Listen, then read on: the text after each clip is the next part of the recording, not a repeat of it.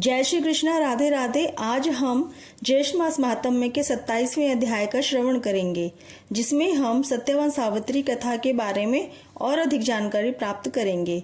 इसके पहले के 26 दिन की कथा की वीडियो मैंने अपने चैनल की प्लेलिस्ट में अपलोड की हुई है, वहां से आप इन कथाओं का श्रवण कर सकते हैं। मैं इस वीडियो की डिस्क्रिप्शन में भी उनके लिंक दे दूंगी, वहां से भी आप उन सभी कथाओं का श्रवण कर सकते हैं। ज्येष्ठ मास महात्म्य को सुनने के लिए रोज प्रातः काल यानी ब्रह्म मुहूर्त में उठकर स्नान करके स्वच्छ वस्त्र पहनकर भगवान श्री विष्णु जी का पूजन करना चाहिए और ज्येष्ठ मास महात्म्य की कथा सुननी चाहिए। मैं आपको प्रतिदिन प्रति अध्याय के हिसाब से 30 अध्यायों का श्रवण कराऊंगी। आइए अब कथा को प्रारंभ करते हैं। पिछले अध्याय में हमने सुना था कि स्कंद जी कहने लगे कि सावित्री के हृदय में नारद जी की कही हुई बात निरंतर बनी रहती थी और वह प्रतिदिन समय की गणना इसलिए करती है, जैसे ही मृत्यु का समय निकट आता गया से 3 दिन पहले उसने एक व्रत का नियम लिया और 3 दिन एक ही स्थान पर बैठकर व्रत करती है। चौथे दिन उसका पति कुल्हाड़ी और टोकरी लेकर वन में जाने के लिए निकलता है, तो वह भी उसके साथ वन में जाने के लिए कहती है। तब सत्यवान उससे अपने माता पिता से आज्ञा लेके आने के लिए कहता है। फिर वह अपने सास ससुर के पास जाकर आज्ञा लेकर सत्यवान के साथ वन में जाती है। वहां अचानक सत्यवान के सिर में दर्द होने लगता है, तो सावित्री उसका सिर अपनी गोद में लेकर बैठ जाती है। अब आगे की कथा प्रारंभ करते हैं। ऋषि लोग बोले कि हे स्कंद जी, दुख, शोक और भय से आक्रांत एकाकी वन में स्थित उस असहाय पतिव्रता मनस्विनी ने क्या किया। स्कंद जी बोले कि हे ऋषियों, सावित्री को पतिव्रता जानकर धर्मराज स्वयं आए। उस कृष्ण पिंगल वर्ण पुरुष को अत्यंत तेजवान देखकर वह पतिव्रता भामिनी बोली कि हे पुरुष लोक भयंकर, तुम कौन हो। तब यमराज बोले कि हे वरारोहे, हे मनस्विनी, तुम्हारे पति शीर्णायु हैं और हे देवी, तुम्हारा दुर्विषह तेज सहन करने योग्य नहीं है। हे महाभागे, यह जानकर मैं स्वयं आया हूँ। यह उस वरारोहा सावित्री से कहकर उस महात्मा सत्यवान की देह से अंगुष्ठ मात्र पुरुष को पाश से खूब गाढ़ा बांधकर वेग में खींचा और उसे लेकर यमराज अपनी यमपुरी को चल दिए। तत्पश्चात अपने पति की आत्मा के पीछे पीछे सावित्री भी चली। यमराज बोले कि हे महाभागे, तुम बहुत दूर तक चली आई हो, अब लौट जाओ और घर जाकर अपने मृत पति की औधर्व देहिक यानी पारलौकिक क्रियाकर्म कराओ। इस प्रकार यमराज के कहने पर उस समय सावित्री यमराज से बोली कि हे मानद, आपके समीप मुझे शर्म नहीं है और ना मुझे ग्लानि है कि आप पर पुरुष हो और मैं आपके पीछे पीछे चल रही हूँ। हे सुरेश्वर, विशेषकर मुझे पति के समीप ग्लानि हो भी कैसे सकती है, क्योंकि आप तो मेरे पति की आत्मा को लेकर जा रहे हो और मुझे मेरे पति की आत्मा के साथ जाने में कैसी ग्लानि हो सकती है। आप धर्म से पालन करते हैं और धर्म से ही बरतते हैं। आज आपका दर्शन निष्फल नहीं हो सकता, तथा सत्पुरुषों का तो यहाँ तक कहना है कि आपका दर्शन कभी भी निष्फल नहीं जा सकता। तथा वेदों को जानने वाले कहते हैं कि 7 पग साथ चलने से मैत्री हो जाती है, यानी मित्रता हो जाती है।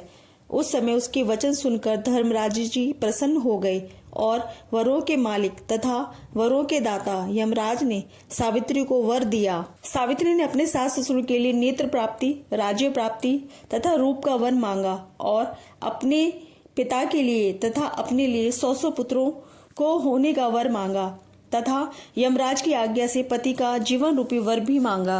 इसके बाद सुव्रता सावित्री ने धर्मराज की प्रदक्षिणा की। सावित्री के सभी वरों को देखकर यमराज अपने लोक को गए और सावित्री अपने पति के सिर को अपनी गोद में लेकर वट वृक्ष के समीप पूर्ववत बैठ गई। हे ब्राह्मण, उसके पश्चात वह सत्यवान जाकर यह वचन बोले कि हे वरारोहे, हे भामिनी, मैंने इस समय एक अद्भुत स्वप्न देखा और वह सब वृतांत जो धर्मराज ने किया था और कहा था वह सभी सावित्री जी को कह सुनाया। सावित्री ने भी जो बातें यमराज के साथ हुई थी सत्यवान को बतलाई। सूर्य नारायण के अस्त हो जाने पर राजा द्युमत्सेन यानी सत्यवान के पिता अपने पुत्र के आगमन की आकांक्षा से इधर उधर दौड़ने लगे। राजा द्युमत्सेन पुत्र के आगमन की आकांक्षा से एक आश्रम से दूसरे आश्रम को जाते और पुत्र के ना मिलने पर विलाप करने लगे कि हम दोनों अंधों की लकड़ी था, वो बुढ़ापे का सहारा था, वह सत्यवान बिना हम दोनों के कहाँ चला गया। इस प्रकार सपत्नीक वह राजा विलाप करता हुआ दुख से संतप्त होकर बार बार हे पुत्र कहकर पुकारने लगा।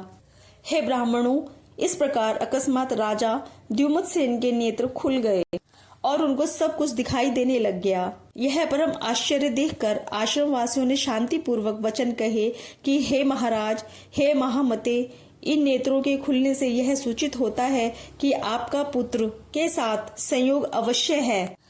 स्कंजी कहने लगे कि हे ब्राह्मणों, जब तक तपस्वी लोग यह बात कर ही रहे थे कि उसी समय सत्यवान ने समस्त द्विजों को नमस्कार कर माता पिता को नमस्कार किया। तदंतर वह कमलेक्षणा सावित्री ने आकर सास ससुर के चरणों को नमस्कार किया।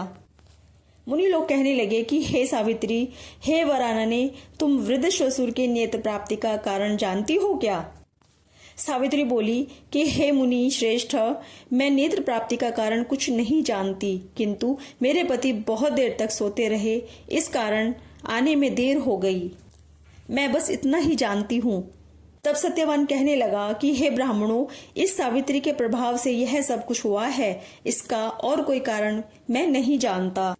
यह सब कुछ सावित्री के ही तप का फल है। मैं तो इस समय सावित्री के व्रत का प्रभाव देख रहा हूँ। स्कंजी कहने लगे, इस प्रकार सत्यवान के साथ बात हो रही थी कि इतने में ही राजा द्युमत्सेन के पूर्ववासी लोगों ने आकर कहा, जो उनका राज्य था, जो उनसे छीन लिया गया था, वहां के लोग, कि हे राजन, तुम्हारा शत्रु राजा मारा गया। जिस क्रूर मंत्री के द्वारा आपका राज्य हरण किया गया था, वह मंत्री भी मारा गया है। अतः यह सपुरवासी आपके पास आए हैं। हे राज शार्दुल, हे प्रभु, आप उठिए और अपने राज्य का पालन चलकर करिए।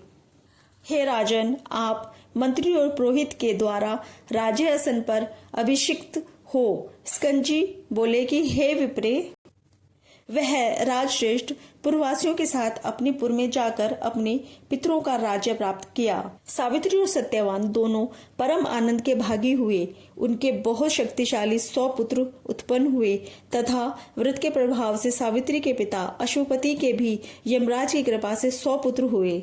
हे विप्रो, यह उत्तम व्रत महात्म्य आप लोगों से मैंने कहा।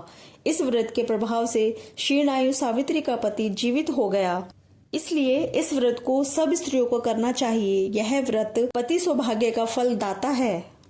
इस प्रकार से ज्येष्ठ मास महात्म्य, सत्यवान सावित्री कथा वर्णन और 27वां अध्याय संपूर्ण होता है। जय श्री कृष्णा। राधे राधे।